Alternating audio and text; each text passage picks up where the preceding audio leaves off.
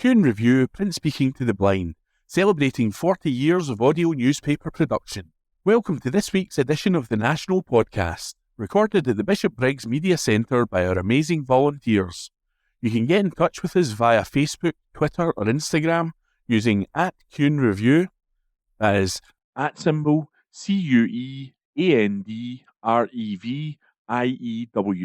You can also contact us directly by emailing information@cunereview.com. That is INFORMATION@CuandReview.com, or by calling 0141 772 3976. That's 0141 772 3976. This is from The National on Friday the 23rd of February 2024, from the Culture section. Glasgow. Iconic Scottish Museum will close next month for 3 years. This article is written by Anne Fotheringham. A popular Glasgow museum is to close for 3 years as part of a multi-million-pound refurbishment. The People's Palace and Winter Gardens Glasshouse in Glasgow Green has launched a Last Chance to See campaign before closing its doors on April the 14th. Funding secured from the National Lottery Heritage Fund means the next stage of what bosses at Glasgow Life, the culture and sport arm of the City Council, are calling a transformational project, can begin. The famous museum is home to collections documenting the city's social history from 1750 to the present day, including a steamy, the Buttercup Dairy and Billy Connolly's banana boots. The Glasgow Times told recently how campaigners, including Margaret Cochrane, fought to save the 126 years old building, which closed in January 2019 after structural engineers ruled it was no longer safe. The People's Palace reopened, but the Winter Gardens remained closed. The initial £850,000 lottery grant will fund a community engagement phase and pave the way to securing a further £6.65 million, one of the largest Heritage Fund awards made to a single project in Scotland. The total cost of the People's Palace and Winter Gardens project is £35.9 million. Glasgow City Council has already committed £2.9 million to the project. A further £11 million contribution will come from the Council, while Glasgow Life is working with other public and private sector funders to secure the remaining investment required.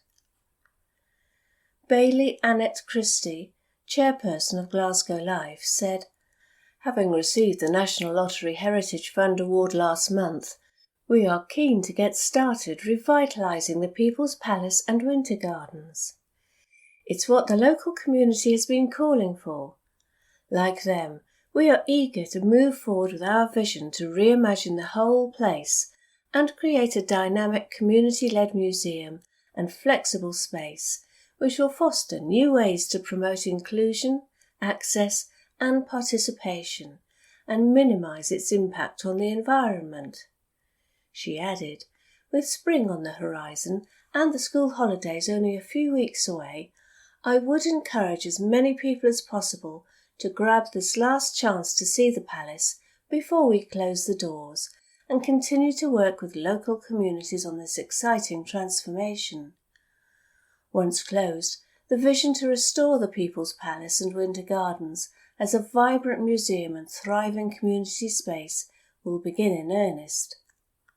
The development phase will take about 16 months, starting with a community consultation, along the lines of the approach used at the Burrell Collection.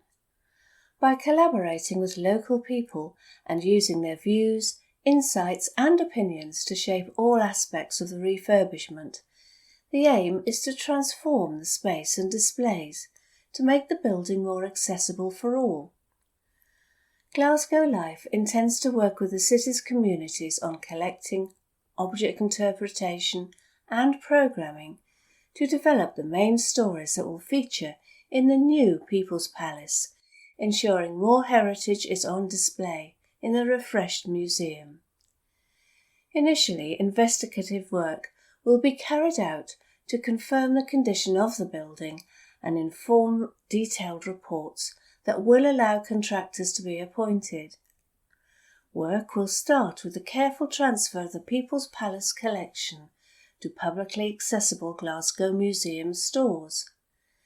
The operational services and fabric of the building will also be refurbished in a bid to improve its environmental sustainability and creating a greener, world-class local museum. A spokesperson for Glasgow Life said the new museum is expected to open in 2027. That article was written by Anne Fotheringham. This is from The National on Friday the 23rd of February 2024, from the news section. Michael Matheson given 10-day extension to respond to iPad inquiry. This article is written by Laura Pollock. Former Health Secretary Michael Matheson has been given 10 more days to respond to the findings of the parliamentary probe, which led to his resignation. Matheson stood down earlier this month after continuing pressure, following revelations he had racked up a near £11,000 data roaming bill on his parliamentary iPad. The fees were caused by his teenage sons using the device as a hotspot during a holiday to Morocco to watch football, he said. The Scottish parliamentary corporate body, SPCB, the cross-party authority tasked with the running of Parliament, launched a probe, with Matheson being supplied with the draft report on February the 8th and given 14 days to respond before the final version was published.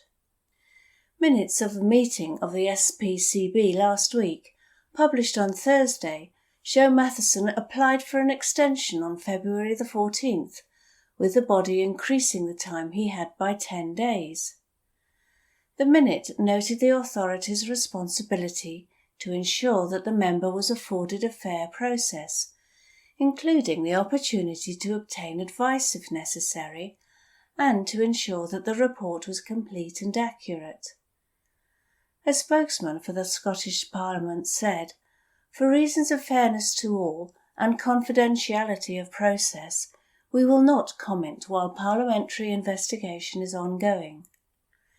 The SPCB remains committed to openness and transparency and will release all material it can, when it can, in line with its legal obligations. When news first broke of the issue last year, Matheson initially defended his position, with support from First Minister Humza Yousaf, admitting in an emotional speech the bill had been caused by his sons, after having previously claimed there was no personal use of the iPad during the holiday. And earlier this month, Matheson said in his resignation letter to the First Minister, he wanted to avoid the issue becoming a distraction. Initially, Matheson sought to cover the cost of the bill through a mix of his office budget and parliamentary expenses, but eventually decided to pay it himself after a backlash. That article was written by Laura Pollock. This is from The National on Friday the 23rd of February 2024, from the news section. Scottish Greens outrage as arms firm BAE Systems sees record orders. This article is written by James Walker. The Scottish Greens have hit out at BAE Systems and the UK government after the weapons manufacturer announced its order backlog soared to a record of nearly £70 billion. Maggie Chapman, MSP, said it was blood money, given the firm's history, including recently arming the Israeli military during its assault in Gaza, which has led to the deaths of nearly 30,000 Palestinians. Amid wars in Ukraine, Armenia and Gaza, The business said it had taken in £37.7 billion in new orders, meaning it now had £68.8 billion worth of vehicles, missiles, submarines and other equipment to deliver in the years to come.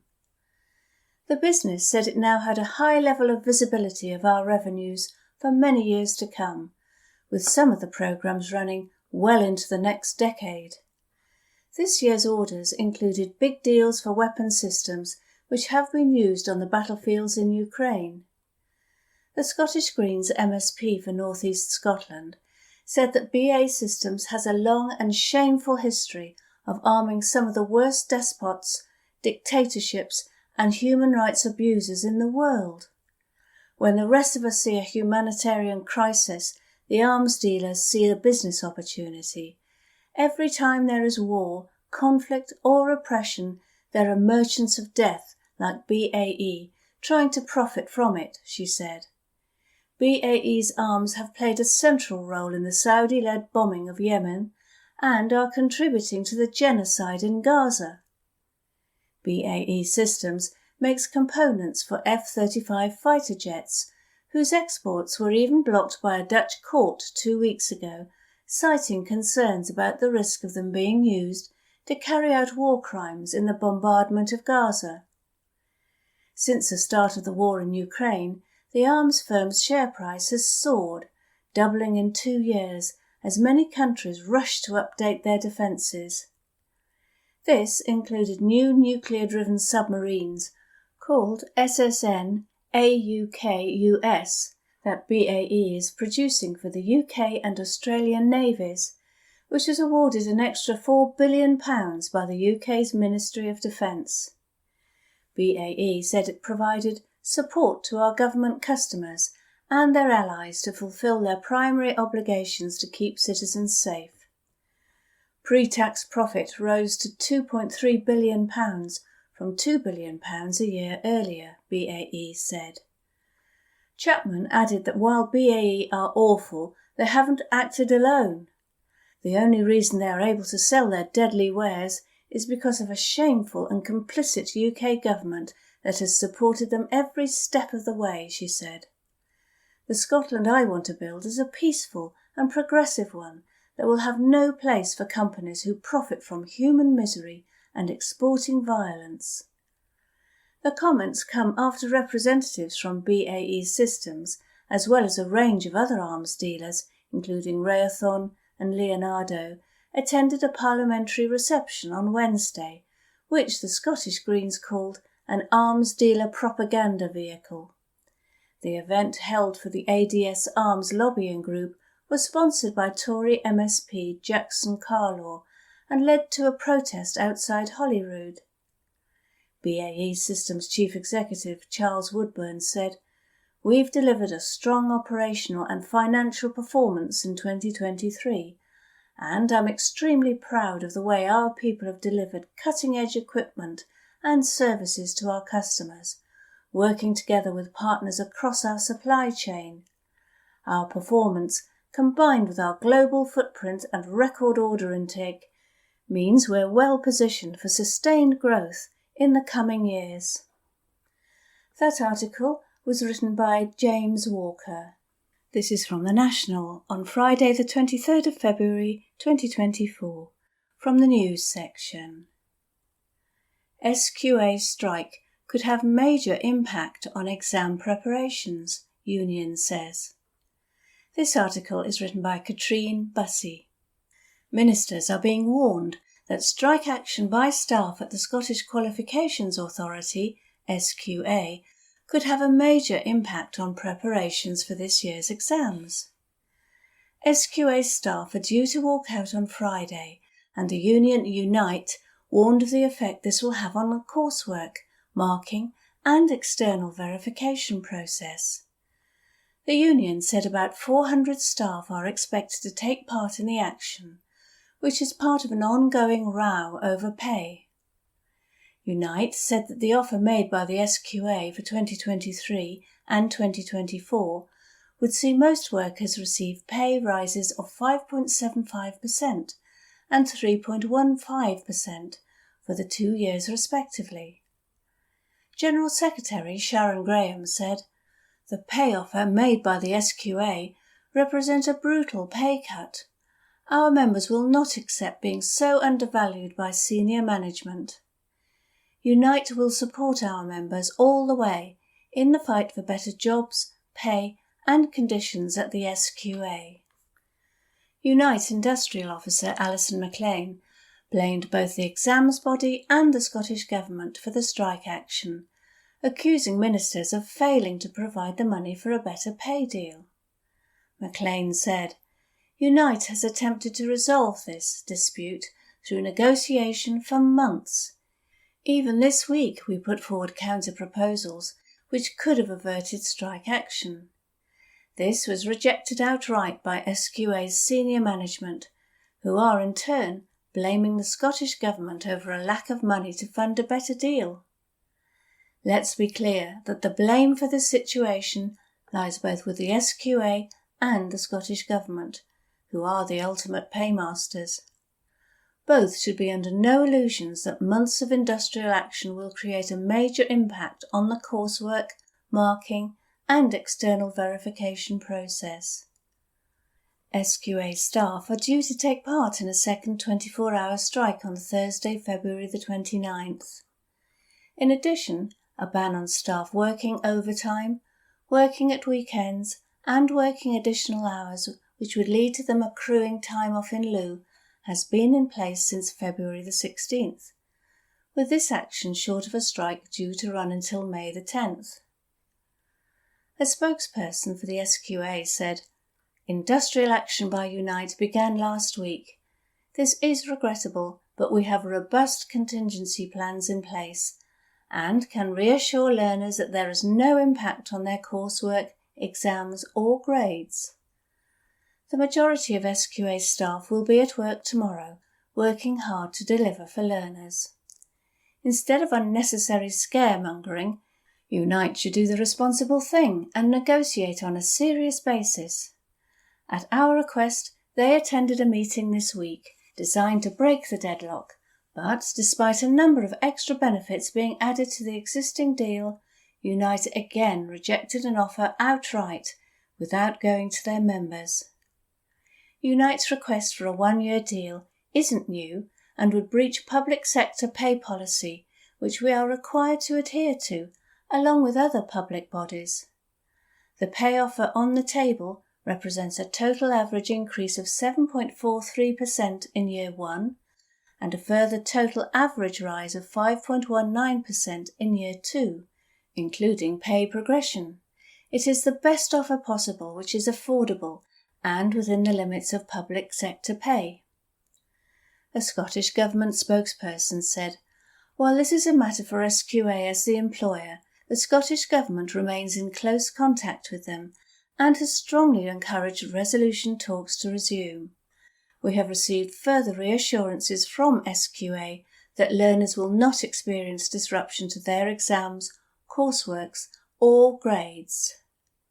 That article was written by Katrine Bessie. This is from The National on Monday, 26th February 2024. From the Politics section. Furious SNP hit back as Speaker denies emergency Gaza ceasefire debate. By Abby Garton Crosby.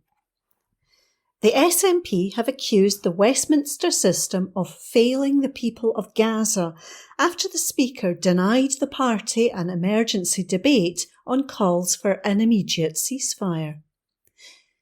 Lindsay Hoyle rejected the party's application for a fresh debate on the issue on Monday afternoon, despite explicitly offering one after his decision to allow a Labour amendment during the SNP's Opposition Day debate meant there was no formal vote held on the SNP's motion.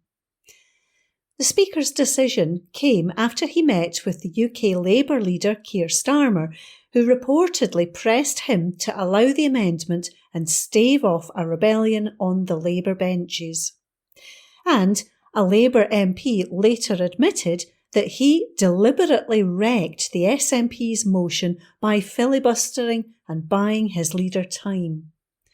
Hoyle told MPs that one of the reasons he denied the request was the UK government are set to make a statement on the Middle East on Tuesday. It comes after Starmer refused to say if he would work with the SNP on a fresh motion, following calls from SNP Westminster Stephen Flynn for opposition parties to work together.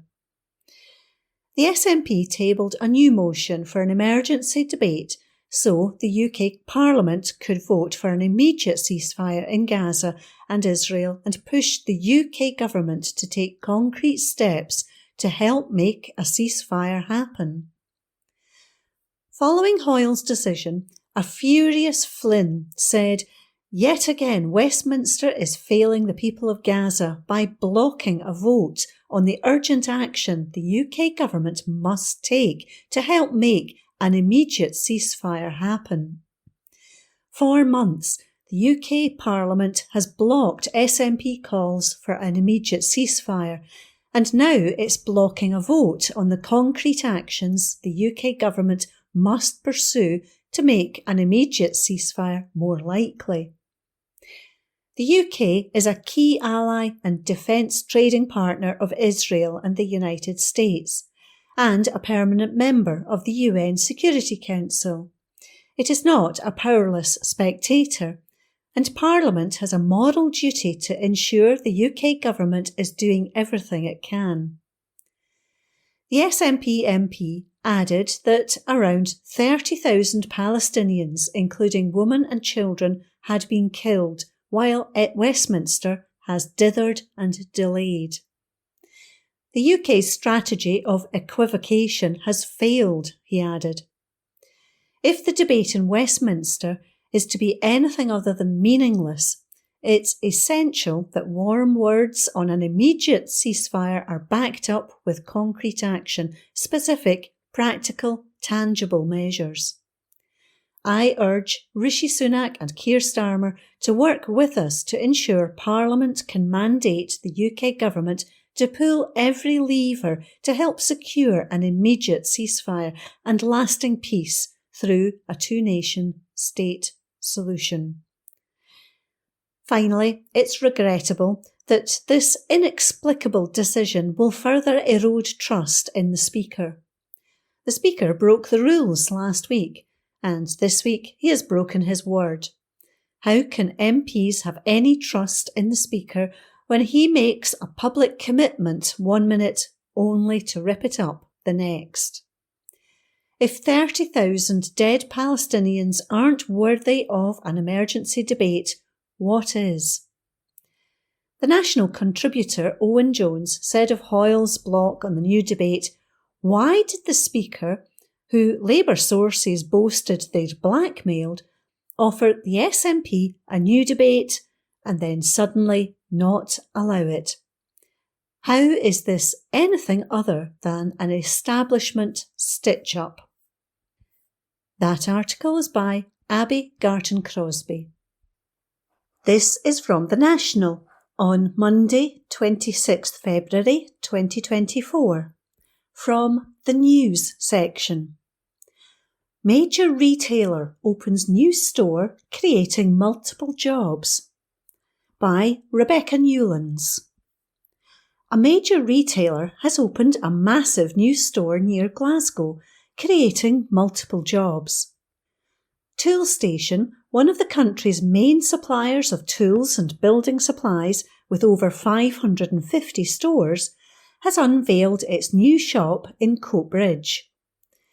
The move has created 7 new roles for the local community, and staff will be on hand to help customers by providing expert advice and reliable service. Do-it-yourselfers, tradespeople and the like can get their hands on products from big brands such as Milwaukee, Makita, Wessex, Leyland and more. Store manager Daniel Caretti said, "We are thrilled to have opened the new store in Coatbridge, helping support local tradespeople, DIYers and home builders with tools and more in the Lanarkshire region. Our knowledgeable team is committed to providing local customers with a reliable and convenient service for the essentials they need to conquer any task throughout 2024.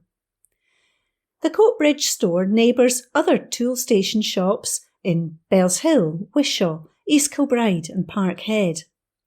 It is located at 4 North Caldine Road, Coatbridge, North Lanarkshire, ML5 4EF, and will be open 7 days a week, 7 a.m. to 7 p.m. Monday to Friday, 7 a.m. to 6 p.m. on Saturdays, and 9 a.m. to 4 p.m. on Sundays. That article is by Rebecca Newlands. This is from The National on Monday, 26th February 2024, from the News section. Scottish Council considers charging Airbnb properties for bin collections. By Steph Braun. The City of Edinburgh Council is considering whether the owners of Airbnb-style properties can be charged for bin collections. It comes after some councils in England opted to charge short-term lets for waste management or arrange commercial pickups. The plans will be considered at the Council's Environment Committee. It comes after concerns about the volume of rubbish produced by short-term lets in central Edinburgh.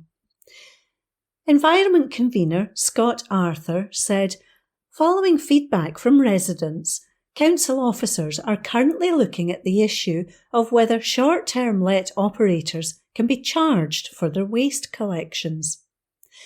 This will be reported to and considered by committee in due course. Any new charge would be separate to business rates or council tax already paid by owners of Airbnb-style properties. New regulations for Airbnb-style properties came into effect in Edinburgh in October last year. Visitors booking short-term lets in the city were told to look out for licence numbers in adverts to ensure the property meets the requirements. Hosts can face fines of £2,500 if they have not complied. That article is by Steph Braun. This is from The National on Thursday, 29th February 2024. From the Culture section.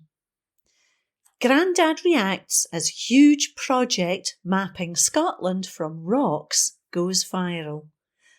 By Ross Hunter.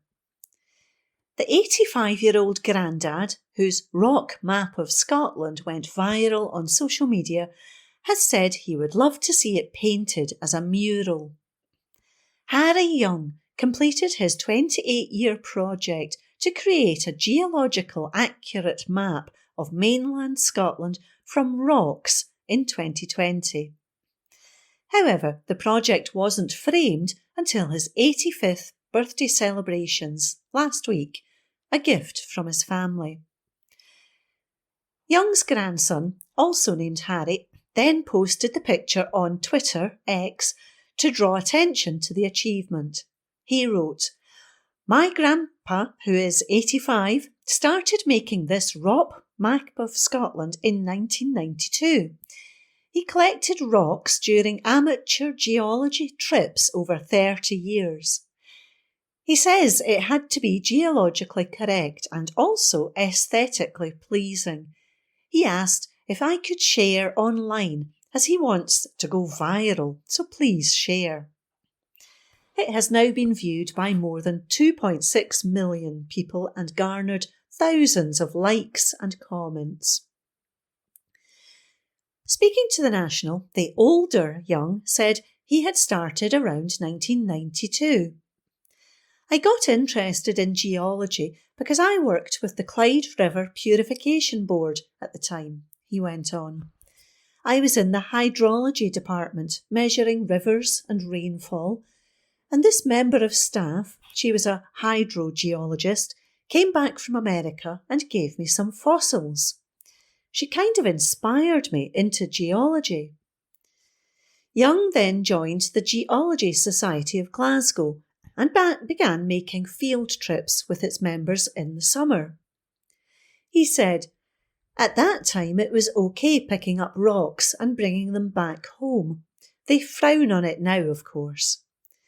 But I had never seen a map done with all the rocks of Scotland, and I thought, well, I'm going to start that. Of course, I intended to go to every place and see it and pick the rocks myself. That's why it took so long."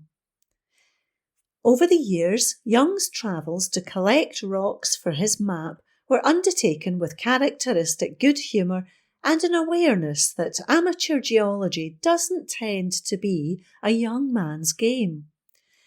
I did a summer school in Aberdeen once, and we went around Aberdeenshire visiting all these different sites. Of course, it was mostly mature students.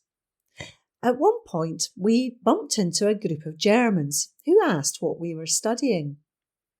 I told him geology, and he said, "I see you've brought the fossils with you." Young said the reaction to his work has been absurd, and that he appreciated the praise coming from professional geologists. "It's crazy, it's absolutely absurd, but people like it. The comments are really nice." One woman said her husband had been teaching geology for 38 years, and he was blown away by it and wished he'd done it himself. I'm only an amateur, so it's nice to hear that. I did try to get all the fault lines in the right places and with the right rocks, and I think you can see that. However, I also wanted it to look like a nice collage. I've achieved both, hopefully. I have thought about donating it to the Hunterian Museum, as I did some classes at the University of Glasgow. But my vision was one of those murals there going on in Glasgow tenements now, like the Billy Connolly one. Just imagine that rock map scaled up and the whole of Scotland up the side of a building.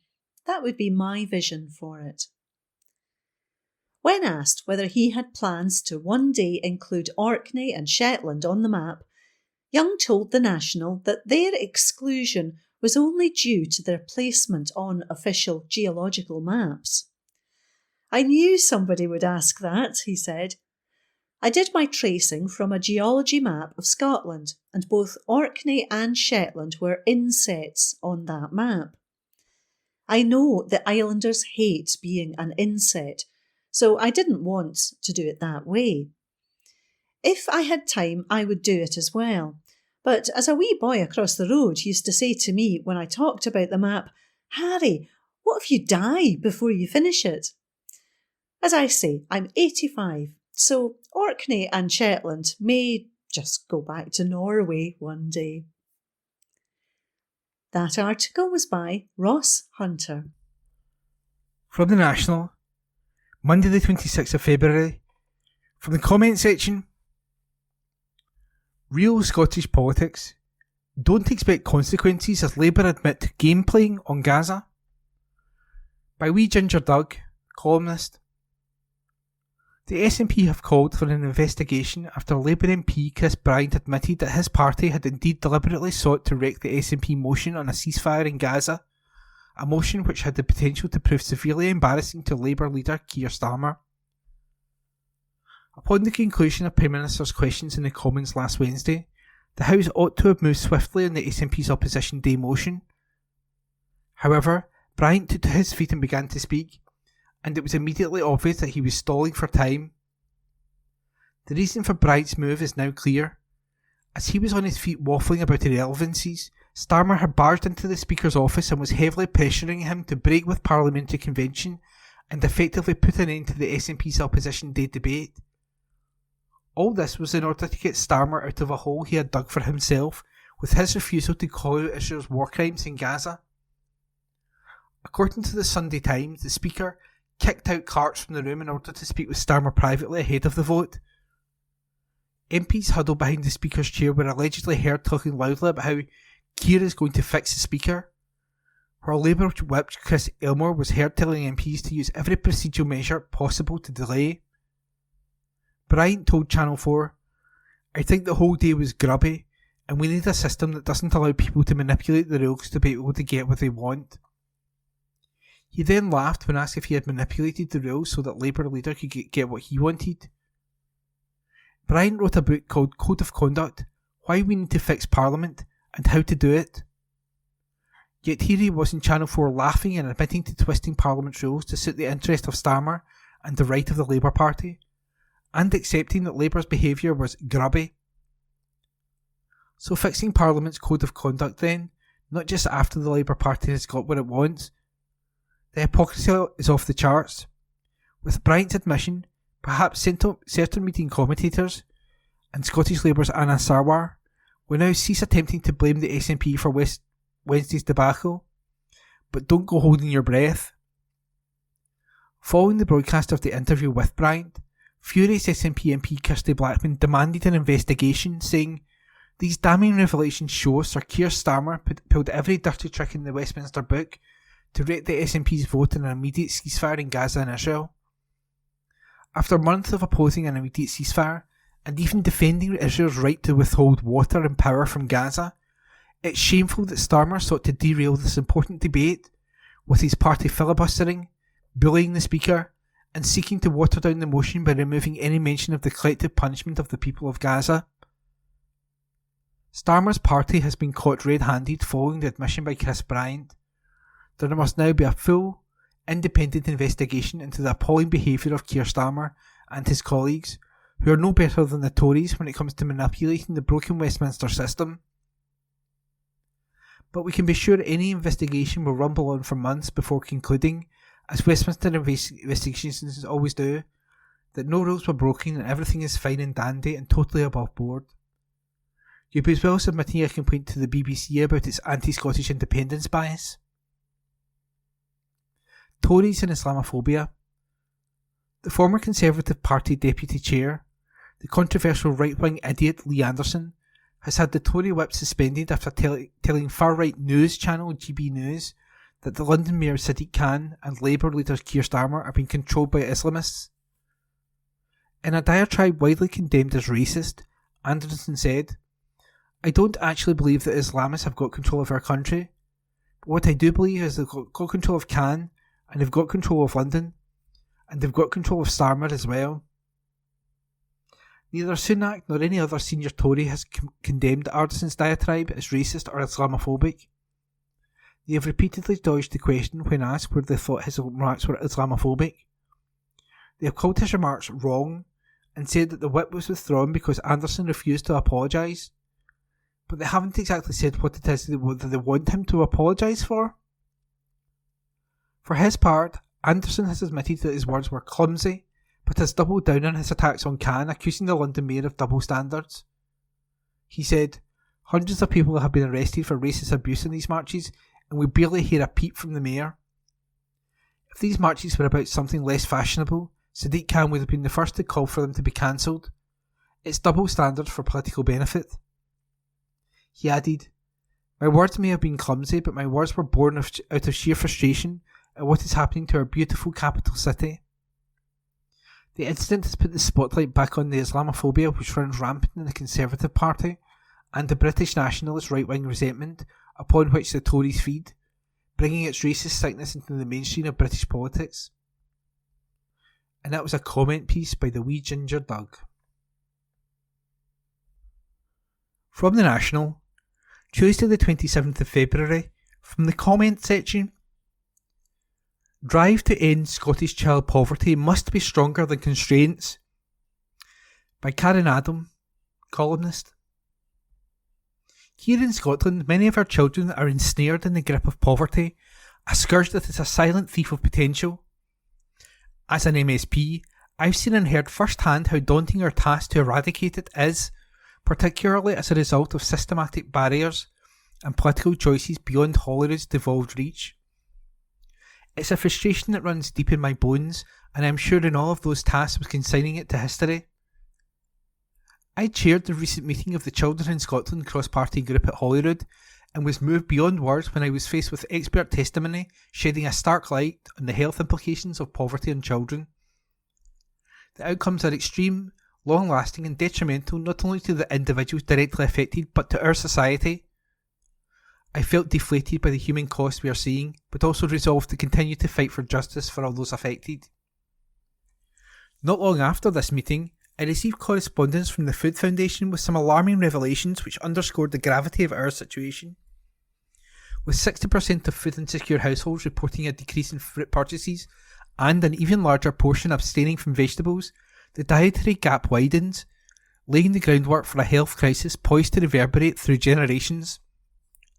This isn't just a statistic, it's about lives stifled by circumstances, lives where the prospect of a healthy meal is a luxury rather than a given, and where families are forced to choose between nourishment and financial survival in the face of an unrelenting cost of living crisis. In Scotland, despite our fervent efforts, the shadow of poverty looms large, with 20% of households with children grappling with food insecurity. Scotland, though, in response, is not standing idly by. The Scottish Government, underpinned by a commitment to social justice, has embarked on a mission to alleviate child poverty. The second Tackling Child Poverty Delivery Plan sets out a significant stride towards this goal, with projections indicating a potential drop to the lowest levels of child poverty in nearly 3 decades. This is more than policy, it's a promise of a better tomorrow for more than 60,000 children who might otherwise have been left behind. Scotland's political desires and priorities stand as a beacon of hope and resilience. Our commitment shows a future where we're not just envisioning change, we're creating it. Yet, our efforts to weave a safety net for these families are continually challenged by a system that seems designed to hinder rather than help. The stark reality is that, within the constraints of the Union, our aspirations for a poverty-free Scotland are met with the systemic barriers I spoke of. Barriers that stifle progress and perpetuate suffering. The recent judicial decisions and political rhetoric emanating from Westminster serve as a reminder of the limitations imposed on our legislative powers, underscoring a troubling disconnect between political agendas and the welfare of our citizens. We are, as my colleague Marie Todd once put it, fighting with one hand tied behind our backs. The path to eradicating child poverty in Scotland is fraught with complexities and challenges, but it's a path we tread with determination, guided by the belief that every child deserves a fair start in life. Our mission extends beyond financial aid. It's about reshaping a society where opportunity isn't dictated by birthright and where every child can dream without restraint. Yet, as the cost of living soars and the choices families face become even starker, it's clear that resilience alone is not enough. I see Scotland as a country fueled by a belief defined not by the wealth of the few, but by the well-being of the many. Our endeavour to lift children out of poverty is a moral imperative, a testament to our values as a society, and a reflection of our commitment to the sanctity of every child's future. We must stay grounded in our advocacy for those who depend on us most. The fight against child poverty in Scotland is about making a tangible, everyday differences in the lives of our children. It's about ensuring every Scottish child has a fair shot at success, not because it's a government duty, but because it's our responsibility as a society. By working together, we have the power to significantly reduce poverty, making real changes that will allow every child to grow, learn and dream without limitations. This effort demands a collective push, a shared understanding that lifting children out of poverty strengthens our entire nation. Let us not measure our success by the obstacles we have encountered, but by the progress we have made, especially in the lives of children who stand to gain the most from our efforts and our commitment to making Scotland a place where no child is held back by their start in life. The vision of an independent Scotland is closely tied to this promise. Independence offers us the chance to fully tackle child poverty head-on, without the constraints imposed by policies that don't always align with our priorities or values. In an independent Scotland, we can design and implement strategies that directly address the unique challenges our children face, ensuring that social justice is at the heart of all we do. The road ahead is indeed long, but our determination to make Scotland a better place for our children is stronger than any obstacle. Together, We continue to strive for a Scotland where every child can thrive, buoyed by the belief that a more equitable, prosperous future is not only possible, but within our grasp. And that was an opinion piece by Karen Adam. From the National, Monday the 26th of February, from the comment section. The West's moral authority is buried underneath Gaza's rubble. Column by Steph Payton. Search beneath the rubble of Gaza and you will find, among the blood and the grief, another great casualty of Israel's brutal onslaught on Palestine, the broken remnants of the West's self-imposed moral authority over the world. Where now are the champions of human rights? Where is the humanitarianism that we were told defines our glorious role in the world?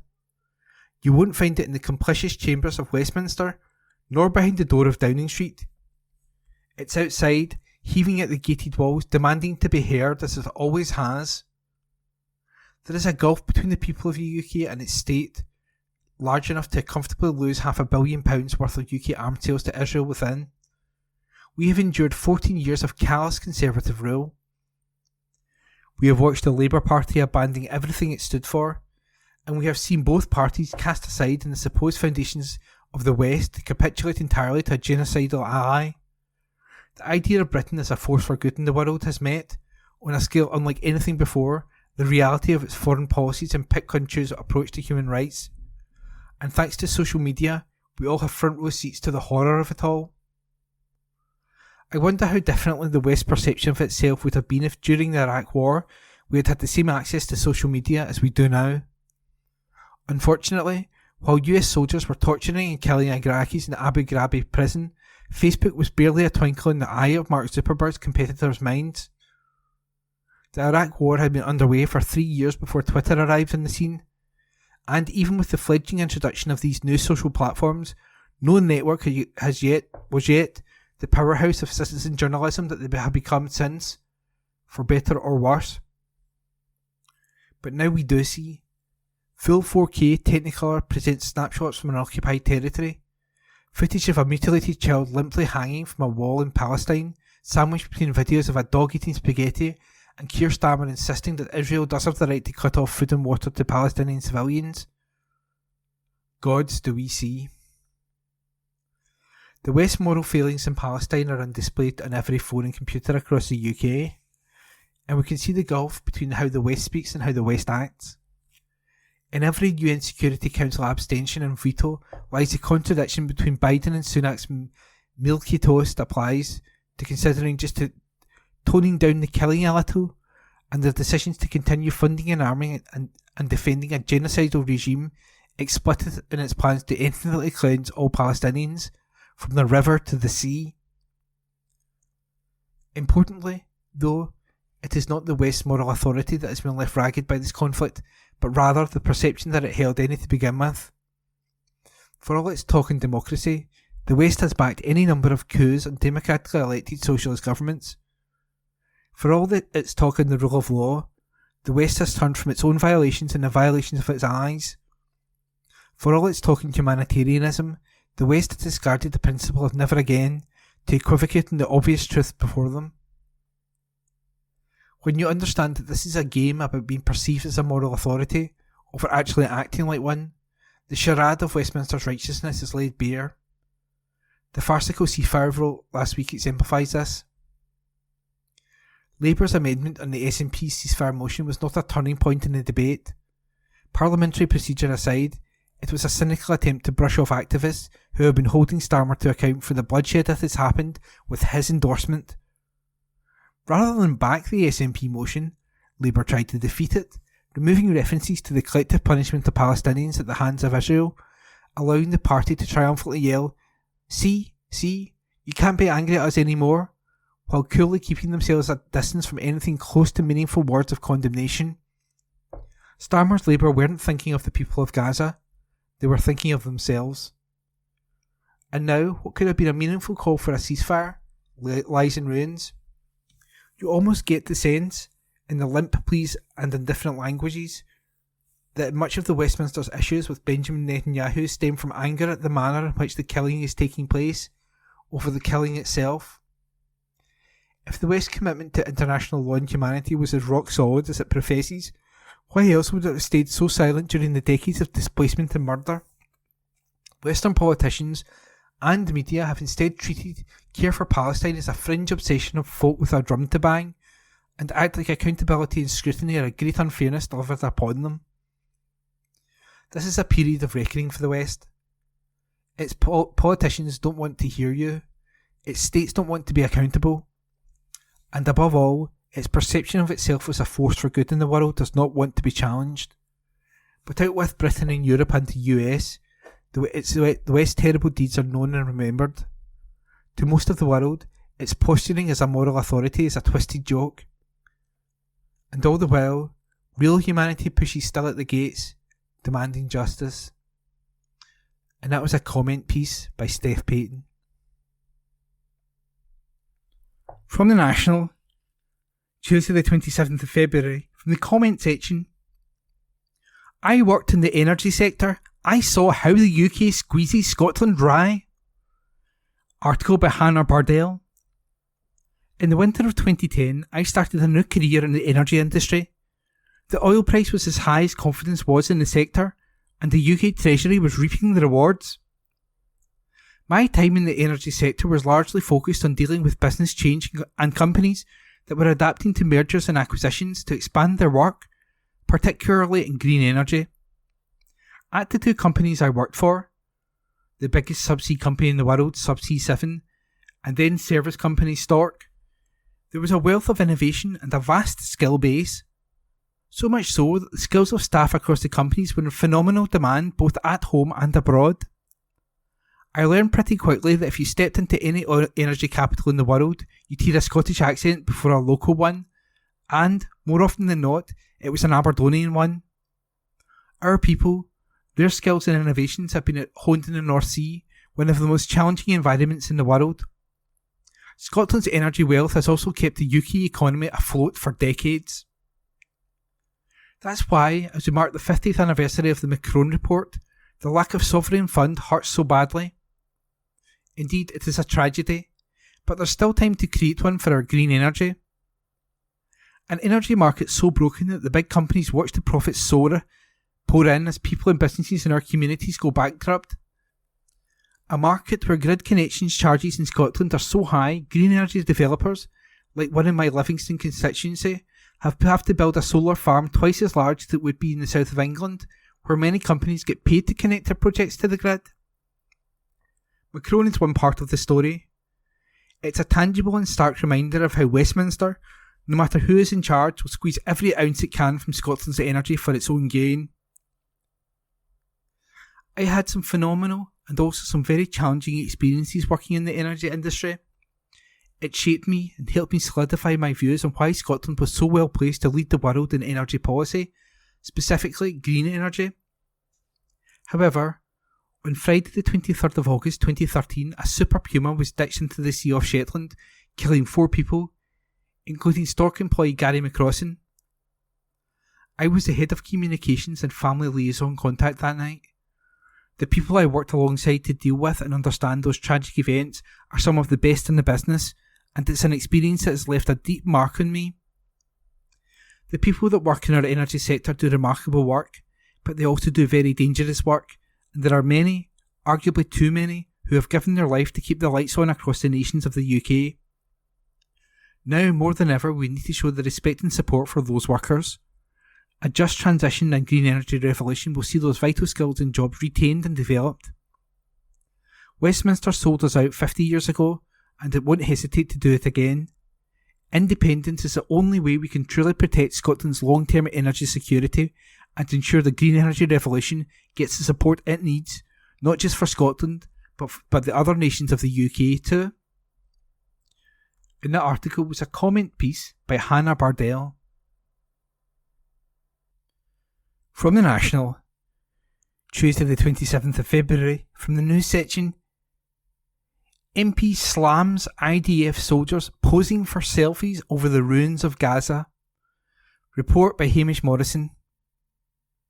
An MP has slammed Israeli soldiers for taking selfies over the ruins of Gaza while the UK continues to export arms exports to the country. Gavin Newlands, the SNP MP for Paisley and Renfrewshire North, condemned the UK government for allowing the sale of weapons to Israel while Palestinian civilians are killed in their tens of thousands. He said, "The circumstances are tragic and brutal and crystal clear to anyone willing to see them. Gaza razed to the ground, civilians actively targeted, potentially using the very equipment that the UK is exporting to Israel. Over 12,000 children butchered with the IDF busy taking selfies of the ruins and bodies. What exactly will it take for this government to suspend arms exports to Israel?" Foreign Office Minister Andrew Mitchell replied, "The government takes legal advice on this matter, the Arms Exports Committee does its work effectively, and we will continue to act on the advice that we are given when we are given it." Newland's comments were later echoed by Labour MP Chi Onwurah, who urged the minister to condemn the Israeli soldiers who filmed themselves posing on the bicycles of dead Gazan children or rifling through the clothes of dead Gazan women. Mitchell refused to reference the specific point about Israeli soldiers, but said the government valued all lives lost to the conflict equally. He faced a Commons grilling on Tuesday afternoon, which came in place of a promised debate for the SNP on a ceasefire.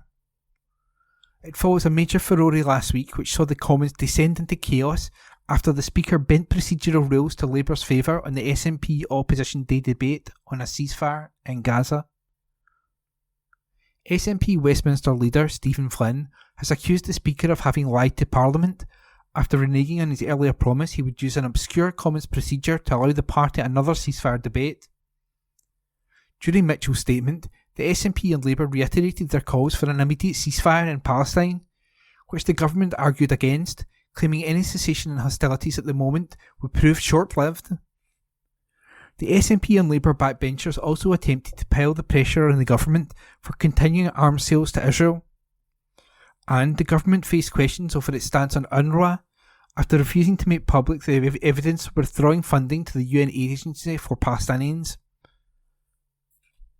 Alba MP Kenny McCaskill suggested claims UNRWA workers were involved in the Hamas attacks on Israel on October the 7th were Israeli propaganda. Alistair Carmichael, the Lib Dems MP for Orkney and Shetland, added, "Has the government of Israel yet shared His Majesty's government the purported evidence of UNRWA complicity in the attacks of October the 7th? And, if so, when did they do it?" Mitchell replied that UNRWA was under investigation by the UN and that evidence would need to be submitted to its probe into the matter. And that was a report by political reporter Hamish Morrison. From the National, Tuesday the 27th of February, from the news section, Scottish Tory-controlled council passes SNP budget. Report by Xander Elliards. The SNP have succeeded in passing their budget plans on a Scottish council led by the Conservatives. On Tuesday, councillors in Dumfries and Galloway voted to approve the SNP's budget proposals in an embarrassing result for the ruling Tory group. In 2023, the reverse happened and the Tories' plans for a 6% council tax hike were approved. Then, SNP Council Leader Stephen Thompson quickly resigned his position, saying it had become untenable. In the days that followed, the Conservatives succeeded in installing their councillor Gail McGregor as the new leader of the local authority. The defeat on Tuesday has left McGregor and her administration red-faced, but it is yet unclear what the political consequences of the SNP budget victory will be, or if she will step down. SNP councillor Katie Hagman celebrated the result on social media, writing, "Delighted to see the SNP budget proposal supported and passed here at DG Council in our full council meeting, defeating the Conservative administration." The SNP's budget plans included a council tax freeze, which has been pledged by the Scottish Government, as well as a 100% increase in council tax on second homes in the region. The SNP's budget also included a £1.827 million to tackle the cost of living crisis, according to reports, while the Tories included a 1.742 earmarked for the same purpose. In January, an Audit Scotland report said Dumfries and Galloway needed to find a £38 million in savings over the next 5 years in order to balance the books. To meet the shortfall in the coming year, Dumfries and Galloway Council said it will be drawing upon £6.46 million of existing reserves in a bid to protect council services. Dumfries and Galloway Council's budget in 2024-25 is £456.09 million. Its total funding is £449.63 million. Dumfries and Galloway Council convener, Tory councillor Malcolm Johnson, said, "Every year we are faced with tough decisions and this year's no different. Uppermost in our mind is maintaining and improving the services we provide to the people of Dumfries and Galloway, and we are fortunate that this year, through prudent financial management, we are able to draw on non-recurring resources to protect vital services and increase investment in targeted areas. However, like all local authorities, in the medium term we face mounting costs and reduced funding. For example, no additional resources have been received from the Scottish Government to support pay increases, non-pay inflation, or service pressures in 2024-25. This is challenging, and we would also like to see a multi-year funding settlement, the absence of which presents significant challenges for service and financial planning for all public bodies, including councils. This combined now with the threat of sanction or financial detriment for any Scottish local authority that doesn't follow the Scottish Government's council tax freeze is not helpful for councils like ours when it comes to charting a sustainable financial future." And that report was by Xander Elliards. The National, recorded on Wednesday 28th of February 2024.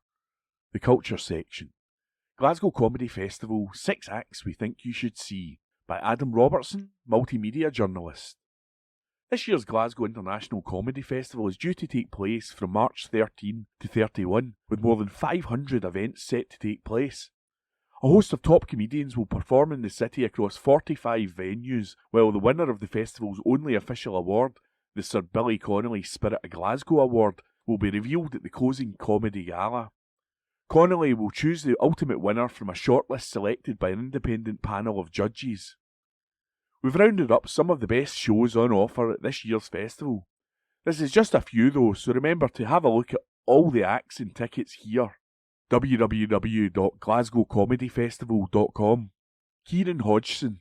Known for his role in BBC comedy Two Doors Down, Hodgson will bring his critically acclaimed show to the city he calls home on March 29 at the King's Theatre. Hodgson first moved to Scotland in 2020 and the show focuses on what that transition was like for him. Featuring impressions, storytelling and even a moment where he bursts into song, this show is well worth your time. Susie McCabe. Fresh off her hit fringe show Femme Fatality, McCabe is now back with The Merchant of Menace. She spent her early career supporting the likes of Kevin Bridges, Jason Manford and John Bishop, and also appeared in an episode of Have I Got News For You. Although she has 3 shows, tickets are currently only available for the show on March 16 at 5 p.m. Connor Burns. Extra shows had to be added for Burns due to demand, which tells you all you need to know.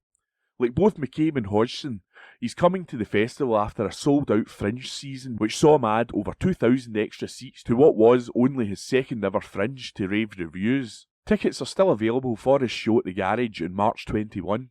Alistair Beckett King.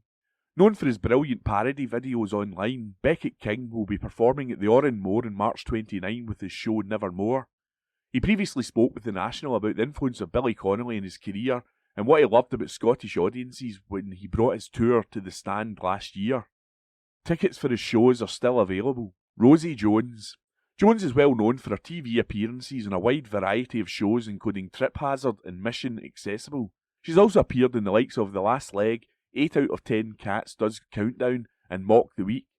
Described by the Edinburgh Festival's magazine as downright hilarious, her show Triple Threat takes place on March 27.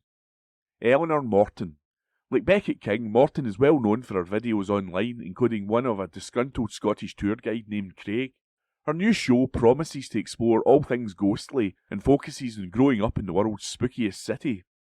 Haunted House will be on at the Oran Moor on March 26.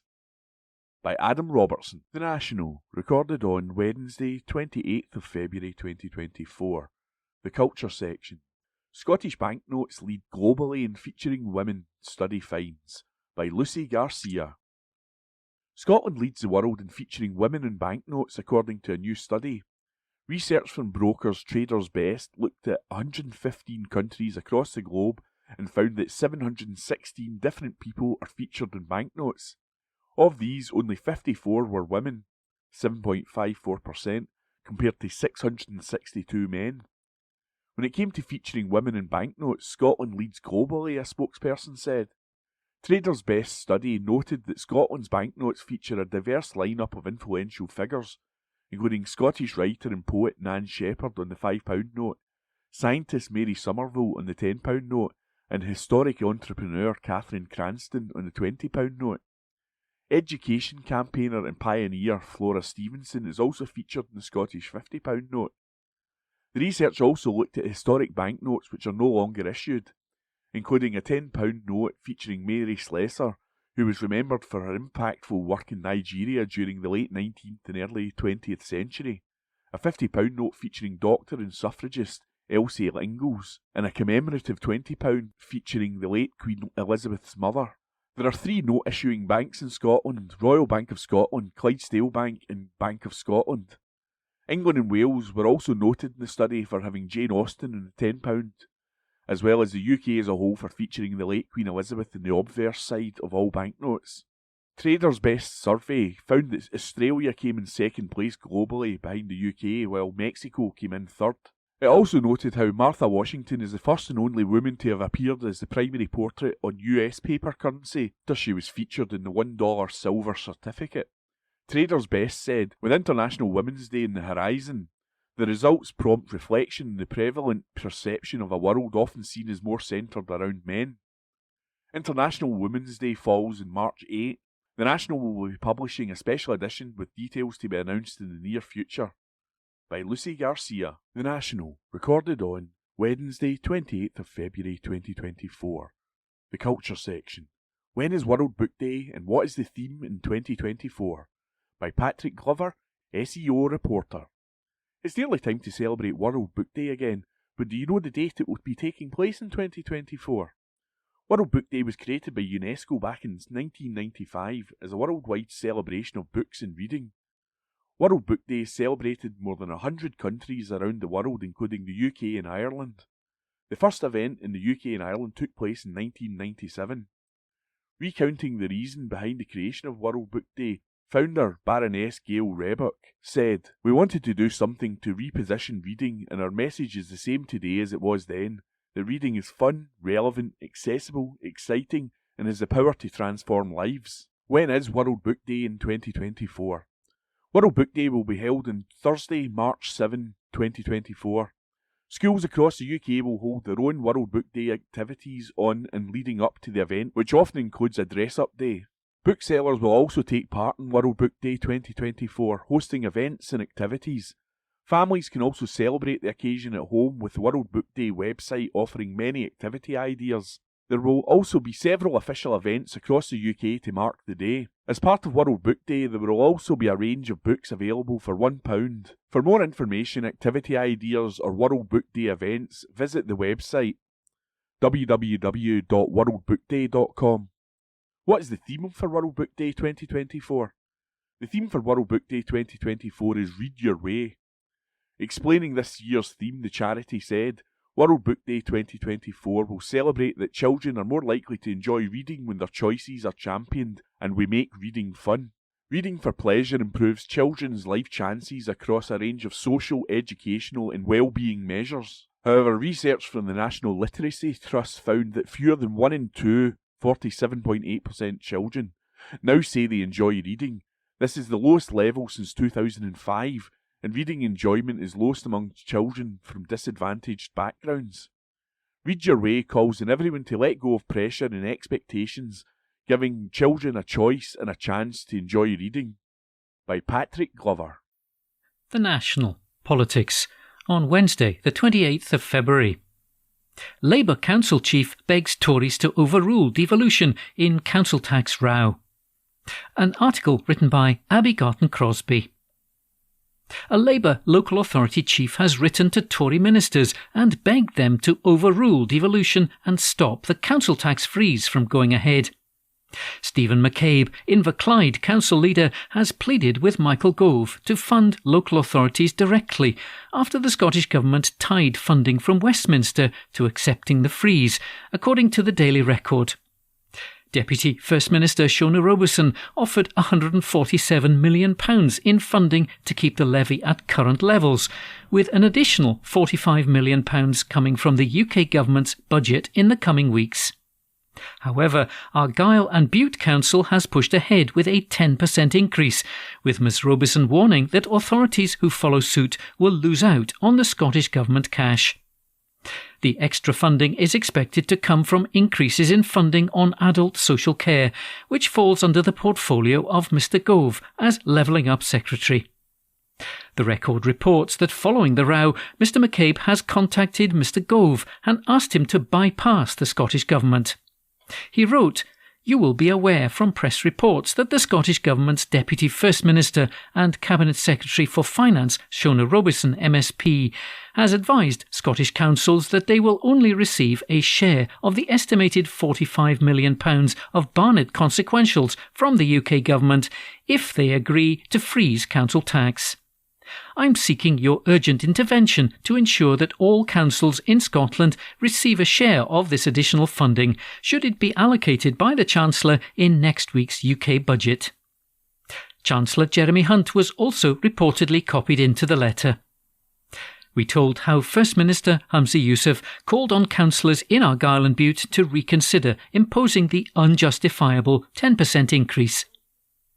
The First Minister announced the freeze during his keynote speech to the SNP conference last year, keeping bills the same during 2024-2025 to help those struggling during the cost of living crisis. However, local authority leaders were not consulted on the move and have been critical of the decision.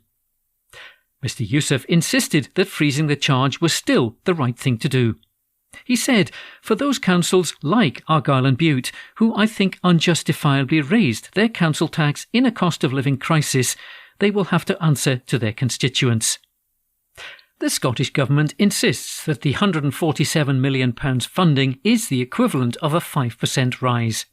But crucially, councils will not get this cash or their share of a further £62.7 million offered by the government last week if they do not agree to the freeze. An article written by Abby Garton-Crosby. The National News on Wednesday the 28th of February. Murder investigation launched after dog walker shot. An article written by Steph Braun.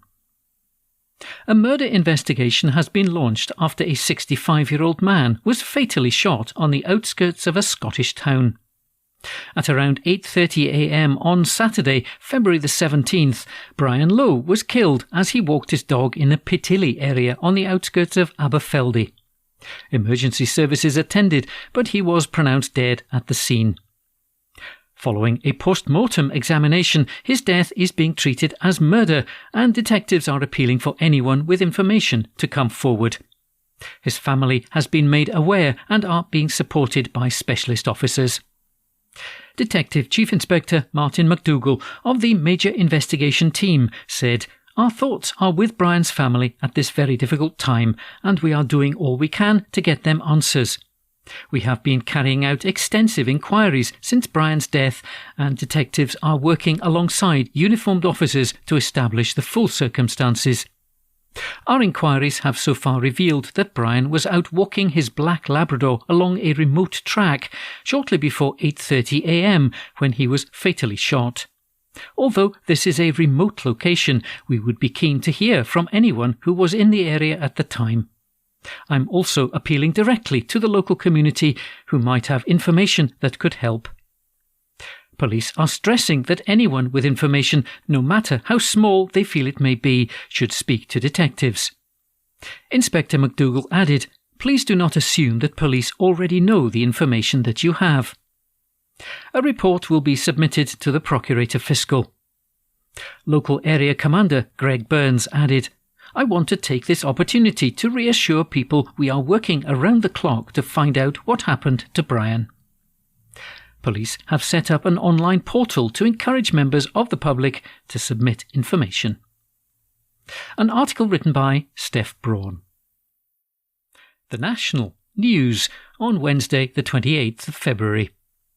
Row as Highland Supermarket removes Gaelic signage. An article written by Xander Elliotts.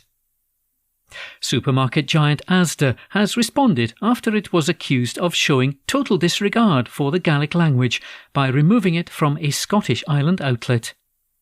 The controversy came after Asda took over the Co-op at Broadford in the southern part of the Isle of Skye and removed all bilingual signage. While Co-op signage had included Gaelic, the replacement branding from Asda is English only. One local told the National it would be an understatement to say that the community in Broadford is far from impressed. This is a rich and important part of our culture, and Asda has shown they simply couldn't care less, they added. A grassroots Gaelic campaign group also raised concerns about the signage. It said that there was no use of Gaelic either inside or outside the location since the Asda takeover. The group wrote in Gaelic on social media, Asda is showing total disregard for Gaelic in their recent rebranding of the Broadford Co-op petrol station, which had excellent bilingual signage. Would they do this in Wales with Welsh? An Asda spokesperson told the National that they were newly arrived in the Broadford store and so had put up standard signage. They said Gaelic language signage would be installed as soon as possible. The Asda spokesperson said, "We moved into the Broadford store 2 weeks ago, and to immediately reflect the change, we installed our standard Asda Express signage. In many of our stores, we carry location-specific signage to reflect the languages spoken by the community, and we will be installing Gaelic signage at the Broadford store as soon as possible." An article written by Xander Elliotts. From the National, Thursday the 29th of February. Police Scotland apologises as Emma Caldwell killer sentenced. Ian Packer has been sentenced to life imprisonment with a minimum of 36 years after being found guilty of murdering Emma Caldwell in 2005, following a trial at the High Court in Glasgow. Packer, 51, has been sentenced to life imprisonment for murdering Caldwell, 27, who vanished in Glasgow on April 4th, 2005, and whose body was found in Limefield Woods near Roberton, South Lanarkshire, the following month. After the sentencing, Police Scotland apologised to the family of Caldwell and other victims of her killer Packer for having been let down. A dog walker found Caldwell's body in woodland with a garrote around her neck on May the 8th, 2005. During Packer's trial, the court heard a soil sample taken in 2021 from the site where Caldwell's body was found was a 97% match with soil found in his blue work van, and Packer was charged by police in February 2022. Packer was found guilty of 33 charges against 21 women spanning 26 years. 2 charges of sex assault and 1 of indecent assault were found not proven. The jury took 4 days to return their verdicts. At the High Court in Glasgow, Packer denied all of the offences, but admitted during evidence that he indecently assaulted Caldwell. He said he was ashamed of his actions towards her and described his behaviour towards other sex workers as disgusting. He denied murdering Caldwell in his evidence, telling the court, "It wasn't me who killed her. It wasn't me. I didn't do anything to her." The trial heard evidence from multiple women about Packer's brutal attacks on them. Prosecutor Richard Goddard KC described Packer as a violent and obsessive user of sex workers with an unhealthy addiction to procuring their services. Packer was 32 when he strangled Caldwell. After the court adjourned, Emma's mother Margaret Caldwell said, "Thank you everyone." She was joined by her son Jamie, her daughter-in-law and grandson, along with the family's lawyer, Amar Anwar. That was an article by Laura Pollock. The National, Thursday the 29th of February. From the news section. SNP urge MSPs to back creation of National Care Service. The SNP have urged MSPs to back the creation of a National Care Service as it reaches its first hurdle at Holyrood. On Thursday, MSPs will vote on the National Care Service Scotland Bill at Stage 1, which the SNP have called the most ambitious public service reform since creation of NHS. If passed, the bill would allow the Scottish Government to transfer the responsibility for social care from local authorities to a new national service. It aims to improve the quality and consistency of care services across Scotland. However, while the bill will lay the foundations for the creation of a National Care Service, the substantive detail will be co-designed with those receiving and providing care at a later date. Speaking ahead of the debate, SNP MSP Emma Harper, who also sits on Holyrood's Health and Social Care Committee, which backed the principles of the reform last week, said, "The case for reforming social care in Scotland is widely recognised, and the Scottish Government is committed to ensuring high quality care is available to everyone who needs it when they need it." Through the National Care Service Scotland Bill, the SNP Government is undertaking one of the most ambitious reforms of public services since the creation of our NHS, investing in social care with the goal of creating a service of the same esteem as our NHS. This takes us one step closer to improving the quality, fairness and consistency of social care provision across Scotland, and I sincerely hope that opposition parties will desist from political game playing and support this important reform. The Scottish Government is taking immediate action to improve social care now, investing £2 billion in social care and integration and £230 million for a pay uplift to a minimum of £12 for all social care workers. But there is more to do. I urge all MSPs to look beyond party politics and play their part in creating Scotland's National Care Service, so that we can ensure consistent, high-quality care is available to those who need it. The bill has so far faced criticism from some care providers and unions who say it lacks detail on how the service will function. While the Health Committee supported the general principles of the bill, MSPs also expressed concerns about the specifics. Their report said, "The committee is concerned that the Scottish Government has so far been unable to articulate and communicate a model of how the proposed National Care Service would operate. We understand that the Scottish Government intends to share this information prior to the Stage 1 debate and look forward to receiving it." That was an article by Ross Hunter. The National, recorded on Monday 26th of February 2024. The Culture section. Travel. Paphos in Cyprus offers tourists much more than perfect beaches. By Robin McKelvey, travel writer. Not many beach resorts boast a UNESCO World Heritage Site. Then again, not many beach resorts are like Paphos.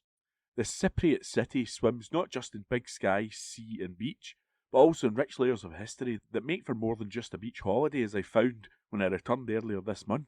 My Paphos, also known as Paphos, base was the Athena Beach Hotel, www.athena-cbh.com, a decent waterfront 4-star, as well as bountiful swimming pools that offered an a la carte Italian restaurant for guests staying in. The straggle of the main resort has all the cheesy bars, hotels and shops you'd expect from somewhere that pulls in the majority of its punters for a sunny Mediterranean break. The sign that Paphos offers so much more emerged when I walked half an hour along the waterfront into the old port. The hulk of Paphos Castle stands guard over the bobbing tourist boats, a striking sentinel since medieval times. It's easy to see why Paphos was recognised as the European Capital of Culture in 2017. Its UNESCO-recognised historic treasures are truly sublime. The The Paphos Archaeological Park that swirls around Nea Paphos lies just by the harbour. The millennia just drift away, wandering through Roman villas, checking out the brilliantly preserved ornate floor mosaics.